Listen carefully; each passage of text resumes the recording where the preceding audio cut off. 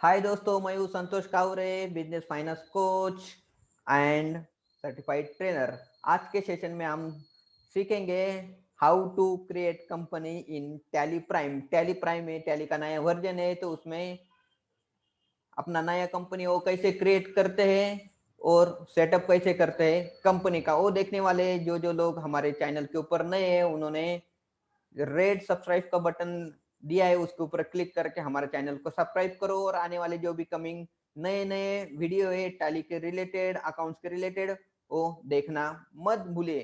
तो आ जाए हम देखते हैं कि टैली में नया कंपनी कैसे क्रिएट किया जाता है। तो उसके पहले जब भी आप कौन सा भी टैली ओपन करेंगे, यहाँ पे ये जो लिस्ट ऑफ कंपनी जो है, वो जो विंडो है ये आपको ऐसी दिखाई देती है। तो यहाँ पे एक अलग अलग ऑप्शन है, create company, select remote company, specify path and select from device drive. तो यहाँ पे है कि आपको कुछ नहीं करने का, यहाँ पे सिंपल दिया है। तो सिलेक्ट कंपनी, तो सिलेक्ट कंपनी जो ऑप्शन है यहाँ पे आपको सिलेक्ट करने का है। सिलेक्ट करने के लिए कि यहाँ पे ये जो ऑरेंज कलर का जो बार है, सिलेक्शन का बार आ रहा है, वो आप अप एरो एंड डाउन आर जो है वो करके ऊपर नीचे कर सकते हैं।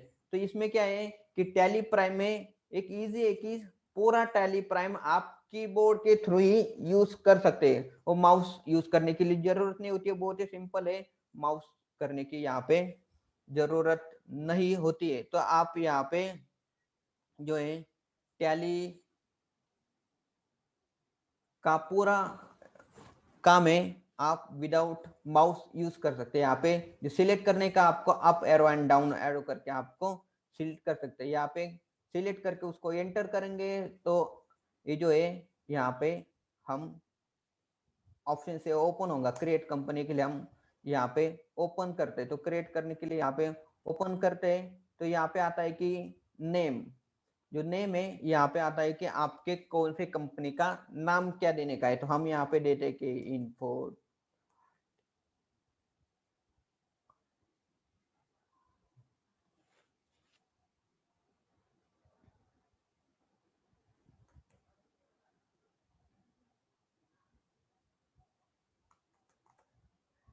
इन्फोवाइड कंपनी लिमिटेड।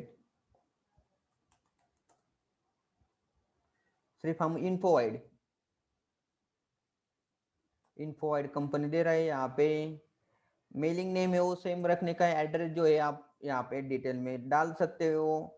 तो और यहाँ पे उसके बाद में एड्रेस के बाद में आपको जो है स्टेट है, जो भी आपका स्टेट है यहाँ पे आप कर सकते हैं। हम यहाँ पे महाराष्ट्र स्टेट है, वो यहाँ पे मैं इंसल्ट कर रहा हूँ। जहाँ पिन नंबर है, पिन नंबर कौन सा भी आप कर सकते हैं। मैं अभी यहाँ पे जो डमी पिन है यहाँ पे हम डाल रहा हूँ। पिन यहाँ पे नहीं, यस नंबर लॉक हो गया था इसके लिए पिन नहीं टाइप हो रहा था। मैं यहाँ पे डमी पिन डाला है। टेलीफोन नंबर डाल सकते हैं, मोबाइल नंबर भी आप इंसर्ट कर सकते हैं। नहीं किया तो भी कुछ प्रॉब्लम नहीं है, एक्सेप्ट कर लेता है। तो यहाँ पे ये होने के बाद ये जो फाइनेंशियल ईयर सबसे इंपॉर्टेंट है। फाइनेंशियल ईयर जो है हमारे इंडिया में 1 अप्रैल से फाइनेंशियल ईयर शुरू होता है। आउट ऑफ कंट्री में बहुत जगह पे जो फाइनेंशियल ईयर है वो शुरू होता है कि कैलेंडर मंथ के अकॉर्डिंग 1 जनवरी से लेके 31 दिसंबर ऐसा फाइनेंशियल ईयर होता है। मगर इंडिया में वो होता है कि 1 अप्रैल से। तो हमें देने का हम जो हमारा करंट फाइनेंशियल ईयर है ये है कि अप्रैल 2020 से शुरू है। तो यहाँ पे financial year begin from 1 April 2020 and books also begin from, तो सेम जो डेट है वहाँ पे हमें इंसर्ट करने का। यहाँ पे बाद में कि आपको करेंसी कौन सी करेंसी है, तो ऑब्वियसली हम इंडिया है तो रुपीज के करेंसी यहाँ पे देंगे। जो फॉर्मल नेम है INR जो होती है। इतना ही सिंपल, सिर्फ 2-3 ऑप्शन है यहाँ पे। इंफॉर्मेशन आप name, address and financial year, इतना ही ऑप्शन देके आप यहाँ पे कंपनी को क्रिएट कर सकते हैं। पहले जो ओल्ड टैली ERP 9 था, तो उसमें जो है कि बहुत सारा इंफॉर्मेशन है यहाँ पे हमें इंसर्ट करने के बाद जो टैली जो है वो ओपन क्रिएट है वो करना पड़ता था। मगर हमारे यहाँ पे जो है जो टैली है कंपनी क्रिएट करने के लिए सिर्फ 3-4 इंफॉर्मेशन है वो इंसर्ट करने के बाद यू कैन क्रिएट कंपनी। यहाँ पे एक्सेप्ट बोल रहा है तो यहाँ पे यस टाइप करेंगे। तो यस टाइप करने के बाद दोस्तों यहाँ पे आता है कि company created successfully, company successfully create की। तो यहाँ पे जो मेन 3-4 जो ऑप्शन होता है कॉन्फ़िगरेशन वो हमें सिलेक्ट करने पड़ते कंपनी के। यहाँ पे कि मेंटेन जो अकाउंट मेंटेन करेंगे, यहाँ पे यस करेंगे। बिल वाइज एंट्री यहाँ पे ऑटोमेटिकली यस रहेगा। मेंटेन इन्वेंट्री अभी हम फिलहाल उसको इन्वेंट्री के लिए नो करेंगे। जब भी हमारा इन्वेंट्री का सेक्शन शुरू होगा उस समय हमारा इन्वेंट्री ऑप्शन को हम बाद में भी उसको अनेबल कर सकते हैं। तीसरा है कि टैक्सेशन जीएसटी, यस जीएसटी जो है हमें ऑन रखने का है। तो परचेस सेल का जब भी हम एंट्री करेंगे तो यहाँ पे हम यस करके उसको हम जो है एंटर करते। जो जीएसटी है तो जीएसटी हमें कॉन्फ़िगरेशन है यहाँ पे करना पड़ता है। तो यहाँ पे कि कौन सा स्टेट है वो बहुत ही इंपॉर्टेंट रहता है कि उसके अकॉर्डिंग आपका आईजीएसटी, सीजीएसटी, एसजीएसटी जो भी एप्लीकेबल होने वाला है तो उसके अकॉर्डिंग आपको जो स्टेट है, जो भी आपका एक्चुअल स्टेट है यहाँ पे सिलेक्ट करने का। जो भी लिस्ट ऑफ स्टेट है यहाँ पे आपकी जो लिस्ट ऑफ स्टेट है यहाँ पे पूरी लिस्ट है यहाँ की दिखाई देती है। जो भी हमारा इंडिया में लिस्ट है हमारे स्टेट के वो सभी स्टेट है यहाँ पे ऑलरेडी उनके पास डेटा अवेलेबल होता है। तो उसके लिए हमें ज्यादा टेंशन लेने की जरूरत नहीं। तो यहाँ पे मैं सिलेक्ट कर लेता हूँ महाराष्ट्र। उसके बाद में एक रजिस्ट्रेशन टाइप है जीएसटी में 2 टाइप के होते हैं, composition scheme and regular scheme है। तो यहाँ पे रेगुलर स्कीम डालते हैं यहाँ से अदर टेरिटरी में नहीं है।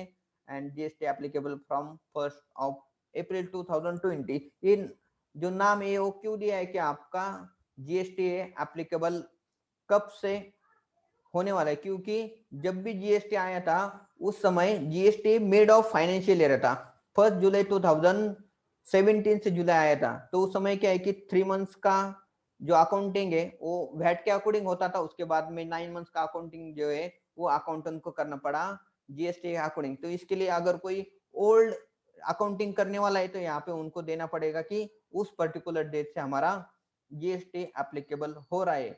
मे भी अगर दूसरे कंट्री में कोई ये जो टैली प्राइम यूज कर रहा है तो मे बी वहां पे अगर दूसरे डेट को कहाँ से एप्लीकेबल हो गया है जीएसटी तो यहाँ पे दे सकते हैं। जीएसटी नंबर है, अभी जीएसटी नंबर है यहाँ पे जो जीएसटी नंबर है मैं यहाँ पे डमी नंबर है वो यहाँ पे मैं सिर्फ एंटर कर रहा हूँ सिर्फ हमारे इंफॉर्मेशन के लिए। तो जब भी आप अकाउंटिंग करेंगे उस समय आपको आपका कंपनी का जो एक्चुअल जीएसटी है वो यहाँ पे डालने का है।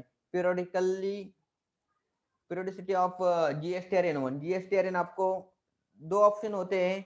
एक तो होता है कि मंथली एंड क्वार्टरली। जिनका जिनका ज्यादा टर्नओवर होता है उसके लिए उनको मंथली जीएसटीआरएन फाइल करना पड़ता है। कुछ जो छोटे छोटे 2 करोड़ के बिलो टर्नओवर वाली कंपनी होती है उनके लिए क्वार्टरली फाइल करना पड़ता है। 2 crore not monthly, 2 crore yearly. 2 crore से ज्यादा अगर टर्नओवर किसी कंपनी का है तो उनको मंथली जीएसटीआरएन फाइल करना पड़ेगा। और 1 मंथ 2 करोड़ से कम है तो उसको क्वार्टरली करना पड़ेगा। तो हम बोलेंगे हमारा कंपनी बहुत बड़ा है तो हम मंथली फाइल करेंगे। मंथली सिलेक्ट करने का यहाँ पे तो जो एडिशनल जो फीचर्स है यहाँ पे आप कुछ मत करो, जो है हम बाद में कर देंगे। यहाँ पे नो करके उसको जो है हम उसको जीएसटी डिटेल को सेटअप करेंगे। और यहाँ पे जो फीचर है उसको सेटअप करने के बाद हमारा जो कंपनी है यहाँ पे दोस्तों कांग्रेचुलेशन हमारा कंपनी है यहाँ पे क्रिएट हो चुका है, सेटअप भी हो गए हैं। तो ऐसे ही हमारा इन्फो वाइड कंपनी नाम का हमने हमारा कंपनी यहाँ पे ओपन कर लिया है दोस्तों।